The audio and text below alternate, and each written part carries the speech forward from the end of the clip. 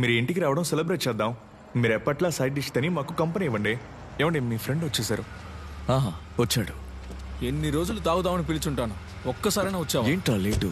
పొద్దునే కదరా రెంట్కి దిగావు, నైట్ కల్లా తాగడానికి వచ్చేస్తావా? మీరు ఒకరి ఈ రోజు ఆయన సైడ్ డిషే, మనమే మెయిన్. ఆ? కూర్చోండి. ఎవరు దివ్యానా? నేను నీతో ఉన్నానని మాత్రం చెప్పుకో, మళ్ళీ అసహ్యంగా తిడుతుంది. ఎవరు జీ దివ్య? మిమ్మల్ని ఎందుకు అసహ్యంగా తిడుతుంది? మీరు కంటిన్యూ చేయండి, నేను మాట్లాడొస్తాను. అదో దారుణమైన ప్రేమ కదండి. మందు తాగుతూ మాట్లాడుకుందామా? ఖచ్చితంగా. రే చిన్నబాబు, ఈ ప్రపంచంలో ఎంతమంది అమ్మాయిలున్నా సరే తను ఎందుకు దివ్యాని లవ్ చేశాడో తెలియదు. ఇది ఏమాయ చేసావే లవ్ స్టోరీ కాదు, ఇంట్లో నుంచి బయటికి గెంటేసిన లవ్ స్టోరీ.